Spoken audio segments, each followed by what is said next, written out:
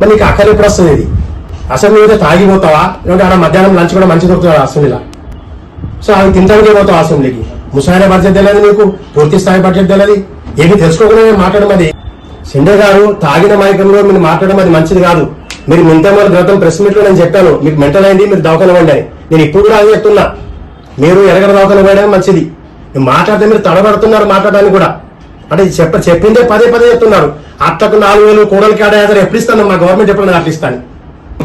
చదువు నేసినవా నేరగాను ఇంజనీర్ చేసి మేము లాభం వచ్చారు. ఎట్లయితే మెజార్టీ నేను మన 12,000 ఇప్పుడు 40,000 మెజార్టీతో మేము గెలుస్తాం. ఇది ఛాలెంజ్ ఉంటుంది. అది షిండే, నేను ఒకటి చెప్తాను, నీకు శాతం సెన్స్ లేకుండా మాట్లాడకు. నువ్వు నీకు అసలు నాకు తెలిసి నీ మైండ్ సెట్ బరోబర్ లేదు.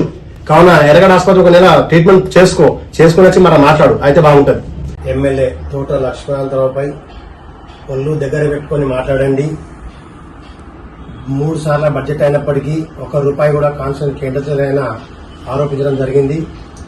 ఆ ఆరోపణని మేము ఖండిస్తున్నాం. ఎందుకంటే డెవలప్మెంట్ మీకు కనబడతలేదా? జుక్కల్ నియోజకవర్గంలో ఇది వరకు మీరు చేయని డెవలప్మెంట్ అభివృద్ధి పనులను మా ఎమ్మెల్యే గారు చేసి చూపించారు, మీకు కనబడతలేదా? ఎందుకంటే జుక్కల్ నియోజకవర్గంలోని మద్నూరులో ఇంటిగ్రేటెడ్ స్కూల్ 320 కోట్లతో నిర్మిస్తున్నాం. ఆల్రెడీ పనులు నడుస్తున్నాయి కూడా. అలాగే బిచ్కుందలో అడ్వాన్స్ టెక్నాలజీ సెంటర్ ఏర్పాటు చేశాము. నిజాం సాగర్ లో ఏకో టూరిజం పేరుతో డెవలప్మెంట్ నడుస్తుంది. ఆల్రెడీ మన కలెక్టర్ కూడా సందర్శించారు అక్కడికి. అలాగే ఈ వారం రోజులు ఈ మంటి దిన వరకు మన కౌలాస్ కోట పర్యాటక కేంద్రంగా మార్చడానికి దానికి 40 కోట్లు కూడా విడుదల కాబోతున్నాయి. ఇవన్నీ మీకు కనబడతలేవా? మీరు ఏం చూస్తున్నారు? ఏం చూడకుండానే విమర్శ చేయడం అది తగదని, నీ స్థాయికి తగదని నేను ఎమ్మెల్యే గారికి నేను విజ్ఞప్తి చేస్తున్నాను, మాజీ ఎమ్మెల్యే గారికి. అలాగే 3 సార్ల ఎమ్మెల్యేగా పనిచేసినాను అంటే 15 సంవత్సరాలు. 15 సంవత్సరాల బడ్జెట్ 15 సార్లు పెట్టి ఉండొచ్చు మీ గవర్నమెంట్, టీఆర్ఎస్ గవర్నమెంట్ అప్పట్లో. సో ముసాయిదా బడ్జెట్ అంటే ప్రొవిజన్ బడ్జెట్ తెలియదా నీకు? ముసాయిదా తెలుగులో దానికి ముసాయిదా బడ్జెట్ అంటాం. ఆ బడ్జెట్ నీకు అర్థం కాదా? అంటే కాన్స్టిట్యున్సీకి ₹1 కేటాయించలే అని చెప్తున్నాను.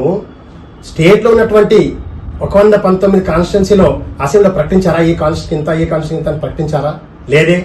మరి ఏదైనా ప్రొవిజనల్ బడ్జెట్ అనేది పూర్తి స్థాయి బడ్జెట్ కాదు ఇది. మరి నీకు అక్కడి ఎప్పుడు వస్తుంది? ఇది నువ్వు ఎమ్మెల్యే ఉండి అసెంబ్లీ అయితే తాగిపోతావా? లేదంటే ఆడ మధ్యాహ్నం లంచ్ కూడా మంచి దొరుకుతుంది అసెంబ్లీలో. సో అవి తింటానికే పోతావు అసెంబ్లీకి. ముసాయిదా బడ్జెట్ తెలియదు నీకు, పూర్తి స్థాయి బడ్జెట్ తెలియదు, ఏమి తెలుసుకోకుండా మాట్లాడడం అది ఎంత సమంజసం అది మాట్లాడడం అట్లా? అరే మా ఎమ్మెల్యే చేసినంత అభివృద్ధి పనులు మౌలిక సదుపాయాల కొరకు మన జుక్కల్ నియోజకవర్గంలో 360 కోట్లు వెచ్చించడం ఇది వరకు. అంగన్వాడీ సెంటర్లు అనుకోండి, సీసీ రోడ్డు అనుకోండి, డ్రైనేజీలు అనుకోండి, అలాగే విద్యకు 350 కోట్లు, ఎడ్యుకేషన్కు. మీకు ఇవన్నీ కనబడతలేవా? మేమైతే అభివృద్ధి అయితే మా ఎమ్మెల్యే గారు చేస్తున్నారు అభివృద్ధి పనులు మీకు కనబడతలేవు. అలా కాకుండా విమర్శించడం లేదా నీ స్థాయికి దగ్గర మాట్లాడండి. ఇప్పుడు మేము ఏదైతే 129 కోట్లు ఆరోగ్య వైద్యం కొరకు కేటాయించాం. ఈ నిధులు వెచ్చించినవి మీ పనులు జరుగుతున్నాయి, మీకు కనబడతలేదా? మీరు చూస్తలేరా? ఏదో మాట్లాడుతూ పెద్ద గొప్ప చేసినట్టు 15 సంవత్సరాల నుండి లేండికి ₹1 కూడా నువ్వు తెలియదు. ఇంకా 2.5 సంవత్సరాల లోపలనే ఆల్రెడీ ఇంతకుముందే మనకు 40 కోట్లు కేటాయించడం జరిగింది. అలా కాకుండా ఈరోజు మనము మన బడ్జెట్ లో ఒక శాఖల వారీగా బడ్జెట్ కేటాయిస్తారు. ఈ ముసాయిదా బడ్జెట్ అంటే శాఖల వారీగా కేటాయిస్తారు. ఆ తర్వాత సంబంధిత మంత్రి ఏ ప్రాజెక్టుకి ఎన్ని, ఏ కాలేజీకి ఎన్ని, ఇట్లా అనేది సపరేట్ మంత్రులు పూర్తి స్థాయి బడ్జెట్ ప్రకటిస్తారు. అది మీకు తెలియదా? షిండే గారు తాగిన మైకంలో మీరు మాట్లాడడం అది మంచిది కాదు. మీరు మింటమల గ్రంథం ప్రెస్ మీట్ లో నేను చెప్పాను, మీకు మెంటల్ అయింది, మీరు దవాఖాన పడ్డాయి అని. నేను ఇప్పుడు కూడా అదే చెప్తున్నా, మీరు ఎరగడ దవాఖాన పోయడం మంచిది. మీరు మాట్లాడితే మీరు తడబడుతున్నారు మాట్లాడడానికి కూడా. అంటే చెప్పిందే పదే పదే చెప్తున్నారు. అత్తకు 4,000 కోడలికి 6,000 ఎప్పుడు ఇస్తాను? మా గవర్నమెంట్ ఎప్పుడైనా అట్లా ఇస్తాను? అత్త కోడలు కానీ ఎప్పుడైనా కలిపిందా? అరే 6 గ్యారంటీలు మేము అమలు చేస్తున్నాం. ఉచిత బస్సు ఇస్తున్నాం, ఉచిత కరెంట్ ఇస్తున్నాం, రేషన్ కార్డులు ఇచ్చాం, రుణమాఫీ చేశాం. ఇవన్నీ తెలుస్తలేవా? కనబడతలేవా మీకు? రైతులు చెప్పట్లేదా మీకు? రైతులు ఎంతో ఆనందంగా ఉన్నారు. అదే బోనస్ ఇచ్చారన్నాడు. బోనస్ ఎన్నిసార్లు లేదు అందరు తెలుసు, ప్రెస్లో తెలుసు, రైతులు తెలుసు, పబ్లిక్ తెలుసు.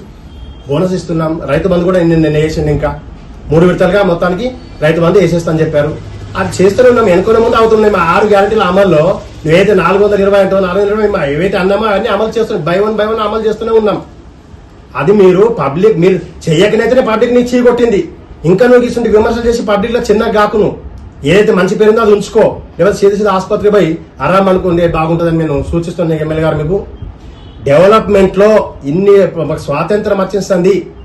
గతం నుండి నేటి వరకు చూస్తే ఏ ఎమ్మెల్యే కూడా ఇంత అభివృద్ధి మాకు చేయలే. మా మధునూరు అంటే కాన్స్టిట్యున్సీ కాకుండా మా మధునూరుకి అయితే ఇప్పుడు కూడా చేయలే. మేము ఈయన పీరియడ్లో చూస్తాం, ఇంటిగ్రేటెడ్ డిప్స్లు ఈయన పీరియడ్లోనే మంజూరైంది, ఈయన పీరియడ్లో కన్స్ట్రక్షన్ చాలా కాటింది. రాబోయే సంవత్సరాలు స్టార్ట్ కూడా చేయబోతున్నాం. అలాగే కేంద్రీయ విద్యాలయం మధునూరుకి నీ పీరియడ్లో బీబీ పటేల్ ఎంపీగా ఉండే, నువ్వు ఎమ్మెల్యే ఉన్నావు, మీరు ఏం చేశారు? ఈయన 10 సార్లు ఢిల్లీకి పోయి అదే కింద మీద పడి దాని శాంక్షన్ ఒక రూపం తెచ్చుండు. ఈ మంత్ ఎండింగ్ లో మాకు ఆర్డర్ కూడా రావచ్చు మద్దూరికి, అది కూడా శాంక్షన్ అయిపోయింది. మేము విద్యాపరంగా కానీ మీ మౌలిక సదుపాయాల్లో కానీ రవాణా సౌకర్యం కానీ రాచూరుకు రోడ్డు ఎప్పుడన్నా చూసిండ? రాచూరు బీటీ రోడ్ శాంక్షన్ 200 కోట్ల చిల్లర శాంక్షన్ పని నడుస్తుంది కూడా. ఇంకా నువ్వు ఆ బీటీ రోడ్ చేసినావా?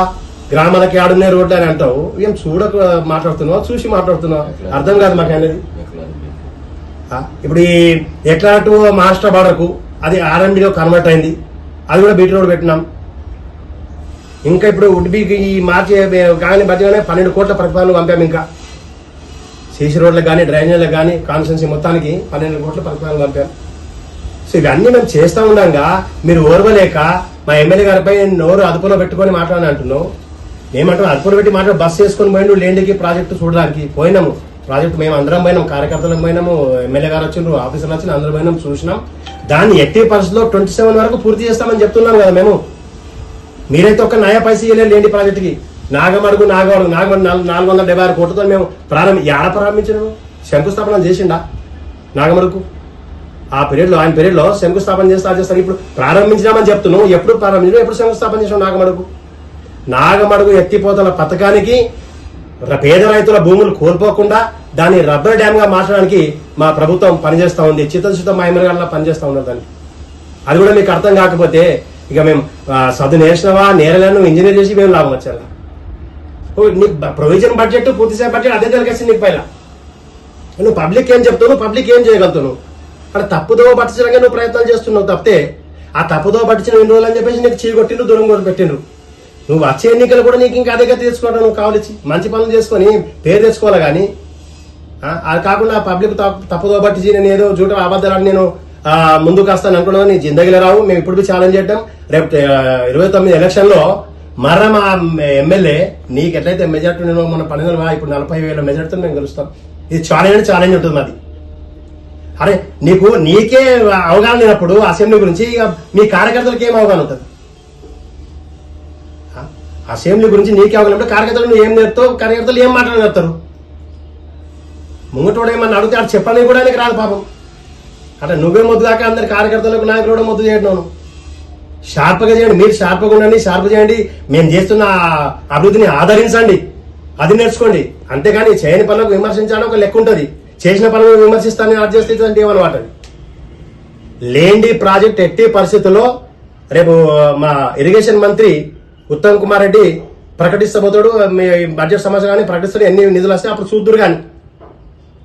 అంతేగాని లేనిపోని కబుర్లు చెప్పి లేనిపోని మాటలు చెప్పి పబ్లిక్ తప్పుదో పెట్టుకుండే.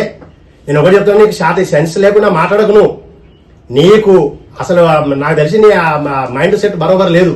కావున ఎర్రగడ్డ ఆసుపత్రి ఒక నెల ట్రీట్మెంట్ చేసుకుని వచ్చి మరి మాట్లాడు, అయితే బాగుంటుంది. అంతేగాని లేనిపోని నిందలు వేస్తూ మా ఎమ్మెల్యే గారిని బెదిరించడం అది మంచిది కాదు. మేము అనుకుంటే నీకు ఈ పాటికే చాలా దూరం పబ్లిక్ దూరం పెట్టింది.